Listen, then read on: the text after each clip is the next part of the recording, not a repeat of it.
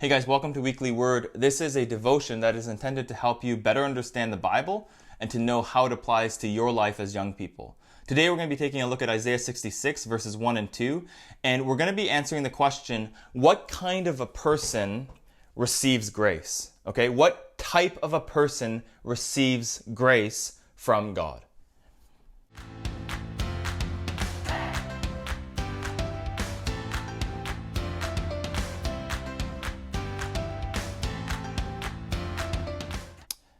This is what it says.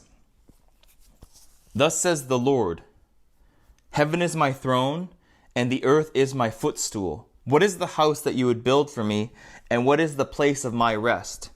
All these things my hand has made, and so all these things came to be, declares the Lord. But this is the one to whom I will look, he who is humble and contrite in spirit, and trembles at my word. So last week we looked at Revelation 21, and we talked about how God sees and will end your pain. Okay, and the place in which God will end the pain of his people is in this place called the new heavens and new earth. Okay, it's described as New Jerusalem, a holy city. It's called the eternal state. It could be called the new Eden. But essentially this kingdom, which will last forever, this kingdom in which Christ will rule and he will end all of our pain, or at least the pain of his people. So the question that I want to expand upon is, who will enter into that new heavens and new earth? Okay? And there's three places in the Bible that talk about the new heavens and new earth. And so Revelation 21, 2 Peter 3, and then Isaiah 65 and 66. And Isaiah 66 is really important to the discussion because it answers the question, how can a person escape judgment on the one hand and enter into the new heavens and new earth on the other hand? How can a person escape judgment and enter into paradise? And so that's the question that I want to tackle today. And God begins this section by just talking about his bigness, his immensity, his transcendence. And he talks about how he has created all things, how he rules over all things, and he does not need you or me, and he doesn't need us to provide something for him. He particularly gets after the fact that you and I, as human beings, are not able to build an adequate house for him. That makes sense, right? I mean, God says that, hey, listen, like, heaven is my throne, the earth is my footstool. You as mere human beings are not able to build an adequate house that I can reside in. Okay, God's just talking here in rhetorical language that, hey, I'm self-sufficient and I don't need anything that human beings can provide for me. Okay? But it's very interesting because in the passage, it kind of takes a turn. And so if in the first half of the passage where God's talking about his bigness and immensity and transcendence, we're looking kind of, let's say, at the globe on Google Maps.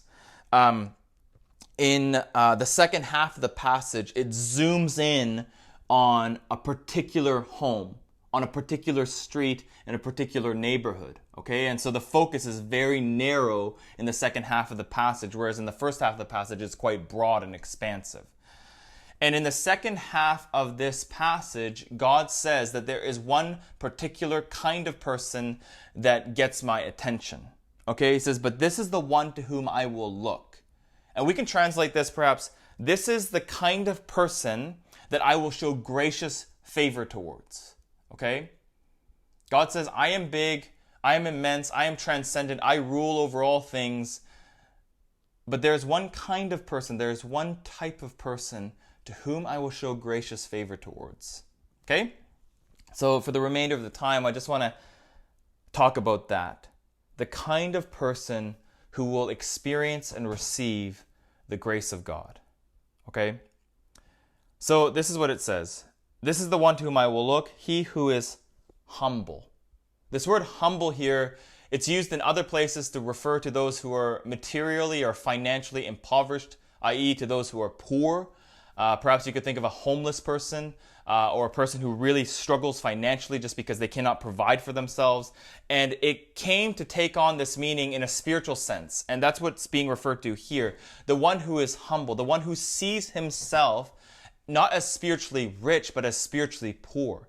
One who sees himself not as self-sufficient and independent, but one who sees him or herself as one who is dependent and needy of God. Okay, so the first thing that we need to do is that we need to have a lower view of ourselves. We must not think of ourselves too highly, and we must see ourselves not as independent and sufficient, but as dependent and needy of God. Okay? Friends, if you want to receive the grace and the mercy and the favor of God, you need to understand that you desperately need God himself. Second, it says that he who is humble and contrite in spirit.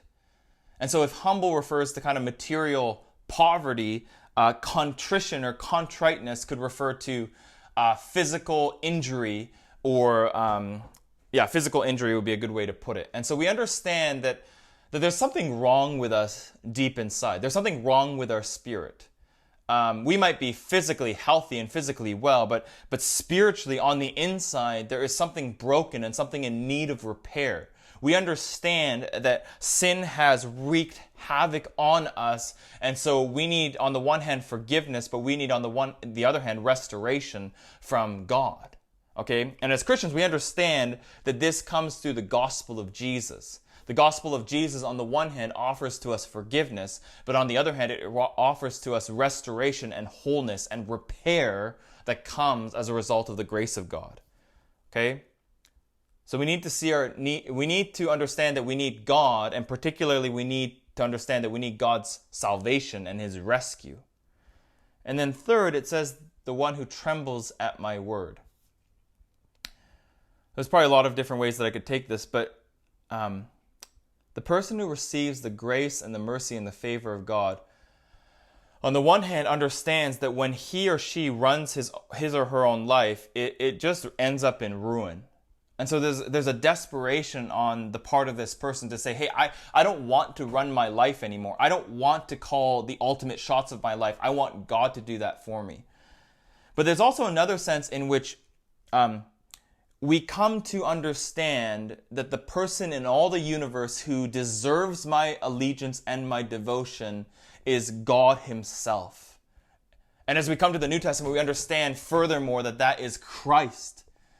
And so we don't want to give our allegiance to anybody else, including ourselves. We don't want to give our allegiance to another human being. We don't want to give our allegiance to another cause. We don't want to give our allegiance to other and false gods. We want to give our full and complete and total devotion and allegiance to God and to Christ. And so therefore, if he says something in his word or through a sermon or something like that, we want to take that seriously.